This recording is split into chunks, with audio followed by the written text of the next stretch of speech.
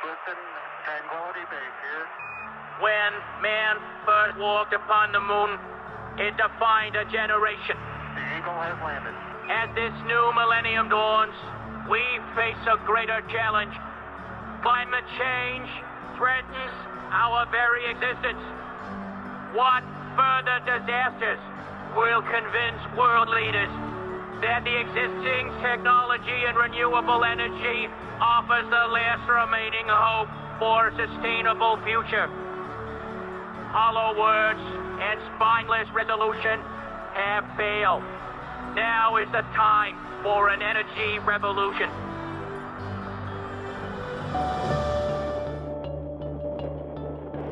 Isn't that the most awesome sight? Millennia of ice growth dramatically breaking loose and crashing into the sea. It's awesome, but it's also frightening. Because global warming is melting glaciers in every region of the world, putting millions of people at risk from floods, droughts, and a lack of drinking water. In the United States, most glaciologists expect that by 2030, Montana's Glacier National Park will have no glaciers left at all. Glaciers are the Earth's largest freshwater reservoir, collectively covering an area the size of South America. Glaciers have been retreating worldwide since the end of the Little Ice Age, around 1850. But in recent decades, they've been melting at rates that cannot be explained by historical trends. The culprit is global warming, and sadly, we are to blame because of all the greenhouse gases we've released into the atmosphere over the past 150 years of industrialization. It's the imbalance of the greenhouse gases in the atmosphere that's got much of the world worried about global warming. We're living in a time of inequilibrium. We're out of balance with nature's emission and absorption, so the stock and flow of greenhouse gases in the atmosphere. But this isn't the only time it's happened. The ice ages, in fact, are also times where we've seen a change in the equilibrium system and then a readjustment. What's different about this moment is that things are happening on a very rapid timetable. So we have seen the amounts of greenhouse gas in the atmosphere being as high as they are now or considerably higher. But in those past episodes, it took decades to centuries to millennia to happen. And now we're seeing this compressed on a timetable that's incredibly fast. So over the past 10 to 15 years, we've seen a real convergence of the science of global warming and understanding of what our options are to do something about it. In terms of the science, there's been report after report from national commissions to individual researchers to the umbrella group that I'm a member of, the Intergovernmental Panel on Climate Change, the IPCC, that have all come up with a very consistent story. Unless we can change the amount of greenhouse gases that we emit as a global society, that we are on par to more than double and maybe even triple the amount of greenhouse gases in the atmosphere. Burning natural gas, coal and oil, including gasoline for automobile engines, raises the level of carbon dioxide in the atmosphere. Some farming practices and land use changes increase the levels of methane and nitrous oxide. As more farming occurs to feed millions of new people, more greenhouse gases enter the atmosphere. Many factories produce long-lasting industrial gases that do not occur naturally, yet contribute significantly to the enhanced greenhouse effect and global warming that is underway. We are changing the system by our industrial lifestyle, our industrial metabolism, if we will. We're not adapted to what might be out there in the greenhouse. So this is a real high-stakes game, and it's one where all of the options that we're seeing in the science are ones that are likely to cost us in terms of the economy, the environment, many of the things we depend on for our daily life. So it is a high-stakes gamble with the planet. Deforestation also contributes to global warming. Trees use carbon dioxide and give off oxygen in its place, which helps create the optimal balance of gases in the atmosphere. As more forests are logged or cut down to make way for farming and other uses, there are fewer trees to perform this critical function. Adding to the effect of deforestation, some parts of the world have a known and predictable fire season. For example, Each summer in Southern California, residents look nervously toward the horizon each time they catch a whiff of smoke. As the planet warms and precipitation decreases in some areas, scientists warn that the risk of wildfires is increasing. Moreover, the wildfires themselves contribute to climate change, releasing CO2 and particulates. Biomass burning accounts for the annual production of some 30% of atmospheric CO2, according to NASA's Dr. Joel Levine. The situation is particularly dire in boreal forests, where dry needles act as instant sparks and peat catches fire and smolders for long periods of time, resulting in major CO2 emissions. On the plus side, Reuters reported that as a wave of wildfires swept Russia in the summer of 2010, President Medvedev reversed his previous position that human-induced climate change is not happening by proclaiming, "What's happening with the planet's climate right now needs to be a wake-up call to all of us to take a more energetic approach to countering the global changes to the climate." In its January 2011 edition, Scientific American magazine reported that the frequency of natural disasters has increased by 42% since the 1980s, and the percentage of those that are climate-related has risen 50 to 82%. The United Nations Office for the Coordination of Humanitarian Affairs and the Internal Displacement Monitoring Center estimate that in 2008, climate-related calamities drove 20 million people from their homes, more than 4 times the number displaced by violent conflict. Population growth is another factor in global warming, because as more people use fossil fuels for heat, transportation, and manufacturing, the level of greenhouse gases will continue to increase. Ultimately, more greenhouse gases means more infrared radiation trapped and held, which gradually increases the temperature of the Earth's surface and the air in the lower atmosphere, changing the Earth's climate. The way that carbon dioxide, or the greenhouse gas balance in the atmosphere, works is that we emit it, and of course nature emits some as well. And before humans, the natural emission rate and absorption rate by the oceans, by plants, was about in balance. Humans have started to perturb that at the level of a couple % a year. Every molecule of carbon dioxide or methane, two of the strongest greenhouse gases, that we emit does eventually get absorbed back into the system, but it takes a while. Every molecule of carbon dioxide stays in the atmosphere for about 100 years.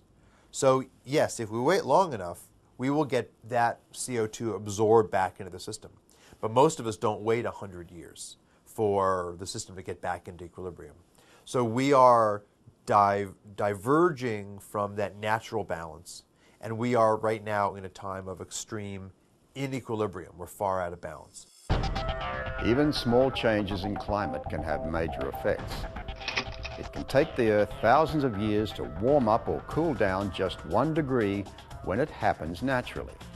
An increase of 1 or more Celsius degrees in a period of 200 years would be considered global warming. Over the course of a single century, an increase of even 4/10 of a degree would be considered significant.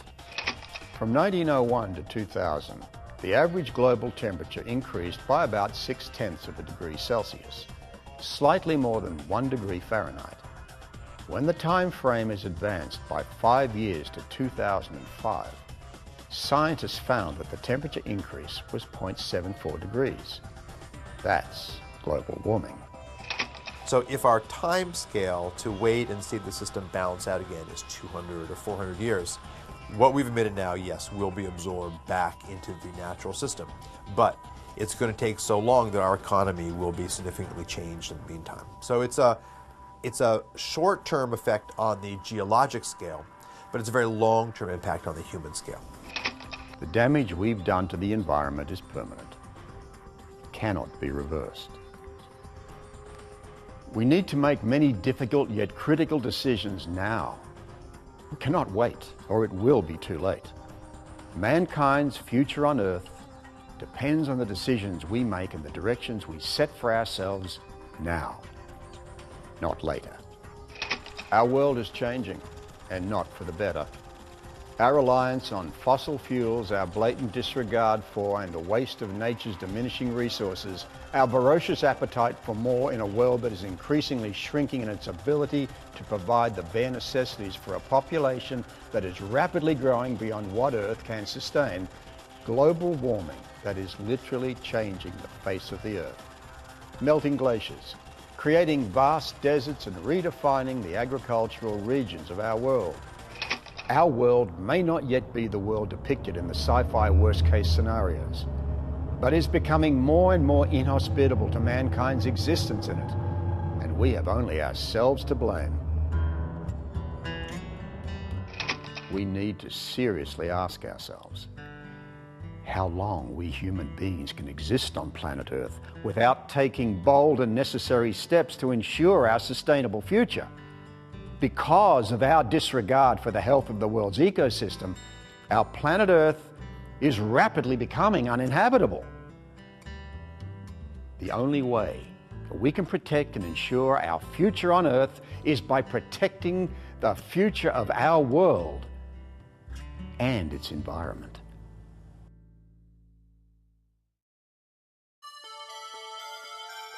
In The Dragons of Eden, Carl Sagan compressed the history of the universe into one calendar year. Dinosaurs appeared around the 26th of December, and the entirety of all of mankind's history is the last second of that year.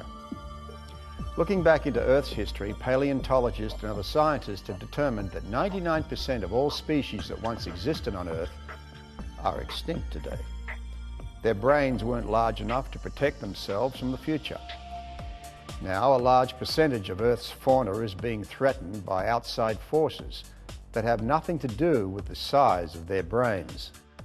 Writing in Nature in 2006, 19 of the world's leading biodiversity scientists warned that climate change alone would lead to the extinction of between 15 and 37% of all species by 2100. It makes you wonder what the time frame is for us humans. Homo sapiens, modern man, is the only species with the brain power to shape and create our environment, to ensure our future on Earth. The question is, will we?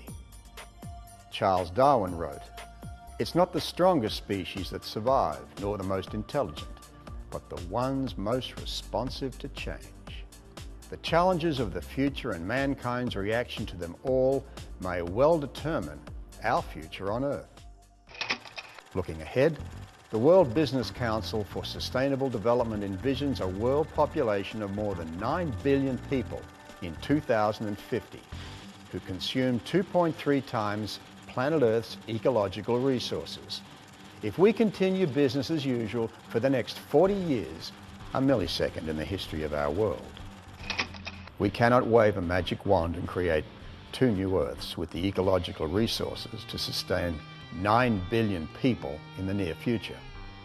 The fact is, we're using up our planet's resources at an alarming rate, and to even have a chance of reaching a sustainable global society by 2050, in which the Earth's 9 billion people live well and within the limits of the planet, will require a radical transformation of how we think about and utilize those resources. With only 1/3 of the projected world population of 2050, our world today is experiencing natural disasters that are only foreshadowing what is to come.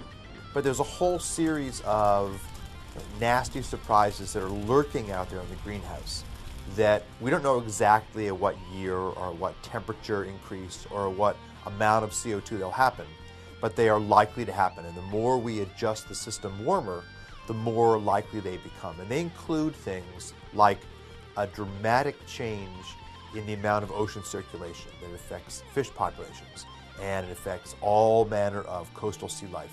Also affects the amount of moisture we get in coastal areas. The only real solution, many scientists believe, is to tackle global warming at its roots by reducing emissions from fossil fuels, or by stepping up efforts to take carbon dioxide and other greenhouse gases out of the atmosphere. While we know the climate change story, We also know that attributing climate change to short-term actions is difficult because the climate system is complicated. But that said, we also have at our disposal a pretty wide range of technologies available to us that can help us to decarbonize or make cleaner the energy system. We've seen an incredible takeoff in the solar industry worldwide. We've seen wind power growing by 25% or more per year now for a decade, the same as solar. In fact, last year, more money was spent and more new capacity was installed in wind and solar than anything else. So that's amazing for technology that only a few years ago seemed like an interesting kind of side note to the main story. Doesn't mean we've reversed the system and we suddenly have a clean energy supply, but it means that in terms of rates of change, that some of the renewables are growing remarkably fast. And what's most exciting about solar and wind and some of the cleaner biofuels and ocean power and using our energy systems much more efficiently is that they all work very well together. The sun is our most powerful and constant source of renewable energy. Concentrating solar power, CSP, is an advanced solar technology that the US Department of Energy's National Renewable Energy Laboratory, NREL, is jointly testing with Alcoa to make the technology competitive in the United States by lowering its cost to generate energy. In 2010, NREL and Alcoa installed a new Alcoa-designed concentrating solar power parabolic trough collector at NRL's test facility in Golden, Colorado. One of the benefits of concentrating solar power technology is that thermal energy can be stored and drawn upon during short cloudy periods and at night.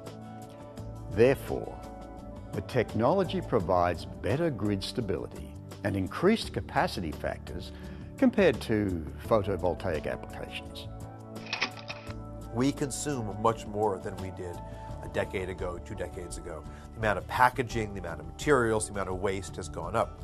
Landfills are getting filled. We are a disposable society in terms of many of the things that we buy and sell.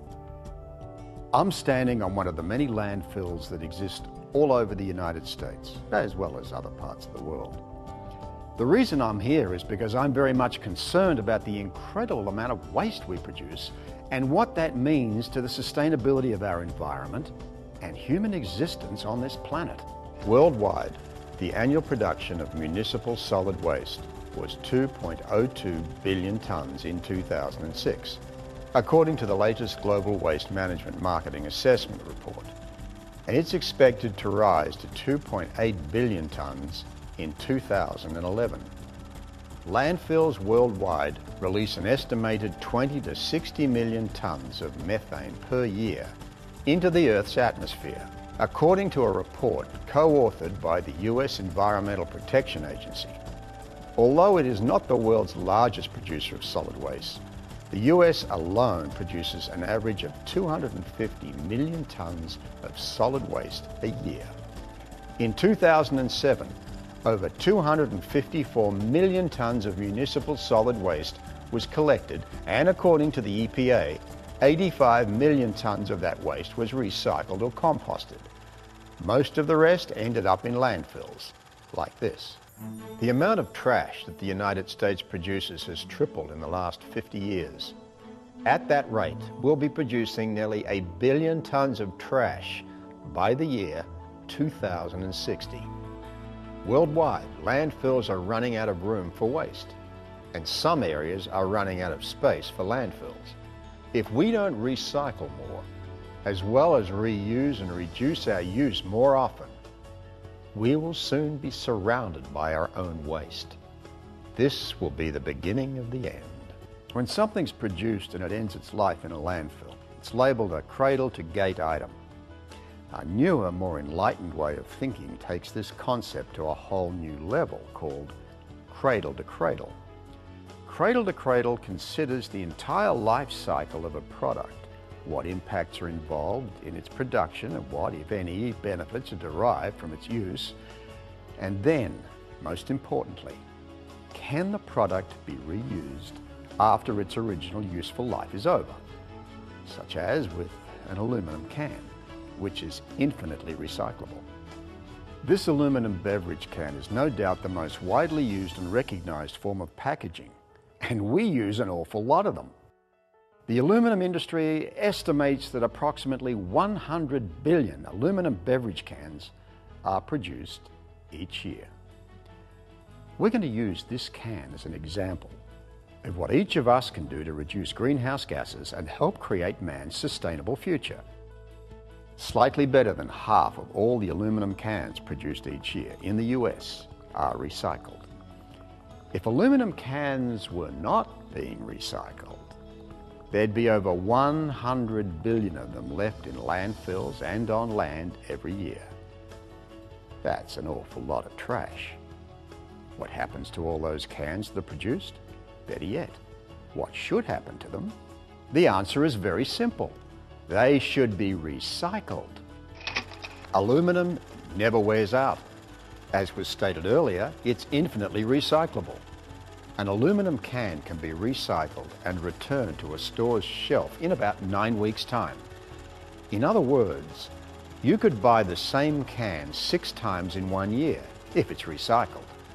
An aluminum beverage can is the ideal example of a cradle-to-cradle approach to manufacturing and recycling. 73% of all the aluminum produced since 1888 is still in use today. The amount could be greater, but millions of pounds of aluminum are wastefully discarded and destroyed every year. Discarded aluminum cans make up a significant portion of trash in landfills. Some landfills incinerate aluminum, which necessitates more bauxite mining. The amount of aluminum unnecessarily discarded instead of recycled is enough to rebuild the entire American commercial airline fleet every 3 months. Recycling aluminum cans is easy to do, and the energy saved by recycling them is quite mind-boggling. For instance, recycling allows the aluminum can industry to make up to 20 times more cans for the same amount of energy it takes to produce 1 can from virgin ore. Recycling just 1 aluminum can saves enough electricity to run your TV for 3 hours. Recycling 1 ton of aluminum saves the equivalent in energy of 2,350 gallons of gasoline, which is equal to the amount of electricity used by a typical home over a period of 10 years.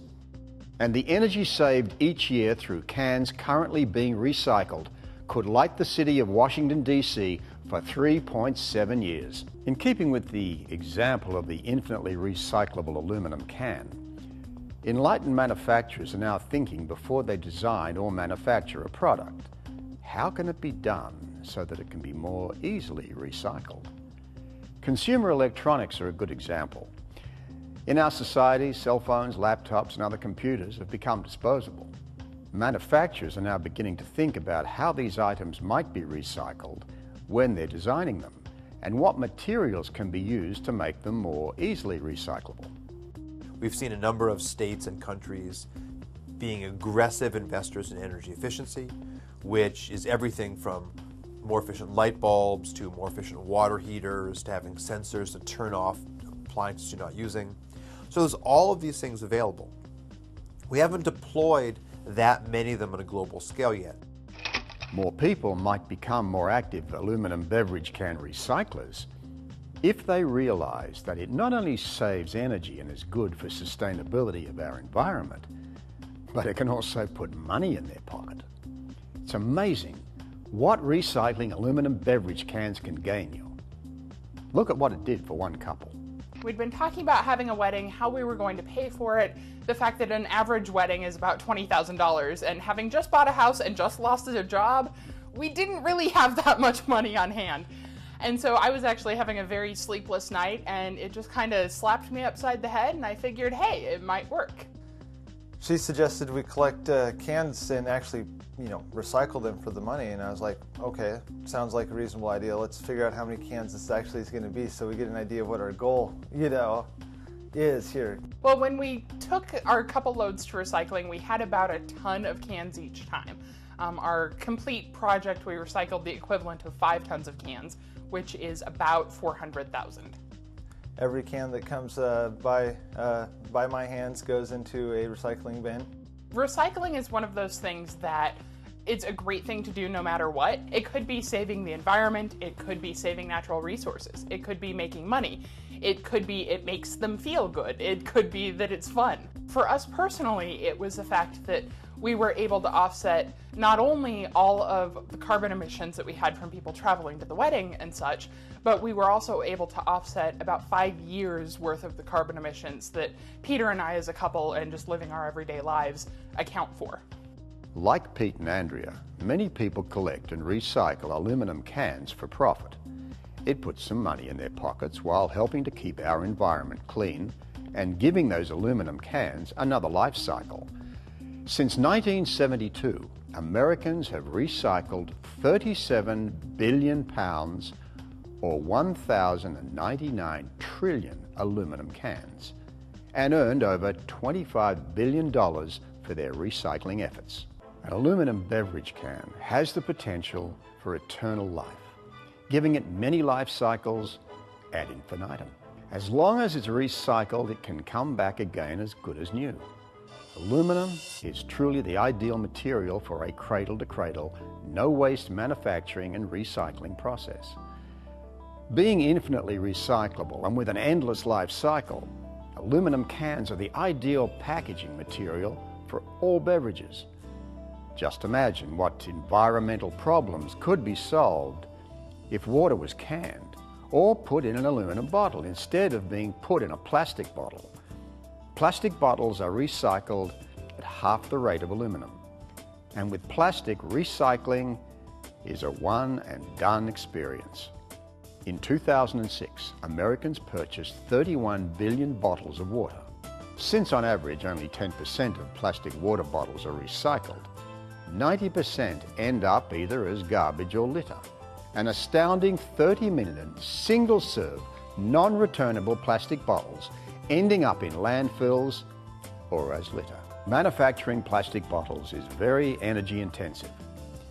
In New York State, the oil used each year to make the plastic bottles used by the state's inhabitants is equal to 66 million gallons of gasoline, enough to power 120,000 automobiles for a year.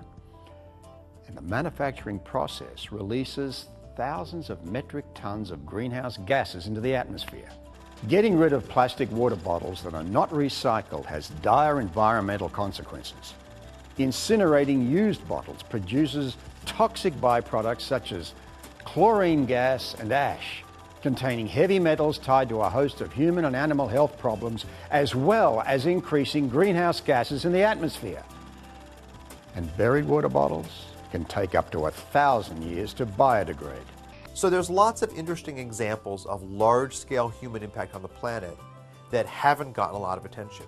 And one of them is the Great Pacific Garbage Patch. And what it turns out to be is an area just about the size of Texas, where a number of the currents from North America and from Asia come together in what's called a gyre. So there's a large rotating area, again, state of Texas size in the Pacific. And it turns out to be a place where a lot of the non-degradable or slowly degradable materials, like plastics, get pulled together. In fact, if you sieve through this area, kind of an ocean expedition, you find all these small, tiny, microscopic bubble-sized bits of plastic, but also then large, macroscopic ones you can see floating in the water. And that illustrates our ability not only to dramatically change the ecosystem, that's a lot of plastic, lots of animals feed in this area. In fact, a well-told story is that the sea turtles primarily eat jellyfish. And to a sea turtle, plastic floating in the water looks a lot like a jellyfish. And there's lots and lots of recorded turtle deaths because they've eaten plastic, they've gotten it wrapped around their heads, or they've gotten their gullets full of plastic which they can't digest. So there's no ambiguity about the science, there's no question about the source, there is no natural source of plastic. This is all human-generated garbage that was dumped into the oceans and gets churned around in this area. Discarded plastic bottles and plastic grocery bags are everywhere. In landfills, in the ocean, lying in empty lots, and they can be there for many years to come. Many grocery stores around the world now are rewarding customers who bring in recyclable bags and bring their groceries home in those bags. We're also seeing some places now saying, well, we're going to simply tax those. We're not going to sell plastic bags after 2012 or 13, but from today on, we're going to make you pay a quarter or more to take those bags home. And all of those things make a lot of sense, and we need to do them across the board. Recycling aluminum beverage cans is just one of many ways we can make a positive impact on mankind's sustainable future. It illustrates how important it is to consider the effect every action we take has on our environment and the long-term health of our planet Earth. Recycling one aluminum can reduces energy consumption, greenhouse gas and toxic emissions, saves natural resources, lessens landfill needs, and saves money. It's a small action, but a big step in the right direction. The feature that I find most ironic is that we all buy health insurance. We, in fact, spend a lot of money on the military because we're worried about potential events that might take place. The damages and the probability of global warming are, in fact, much higher than many of the things, particularly in the world of health insurance, that we buy insurance for just as a matter of course. And yet we haven't got our sense of urgency to recognize that we need to also get planetary insurance, because we are changing that system in ways that are going to come back to bite us if we can't change this path. The Global Climate Coalition's scientific advisors informed its leadership in 1995, 2 years before the carbon lobby led the fight against the Kyoto Protocol, that the science behind man-made global warming was well established and cannot be denied. Isn't it time we stopped arguing about whether or not the phenomenon of global warming is a fact we are now forced to live with and do something about it? How many floods, droughts, famines, wildfires, melting glaciers and rising temperatures will it take to make all of our world leaders wake up to the fact that global warming is a reality, and we need to work together to do something about it for the survival of mankind? The time to act is now.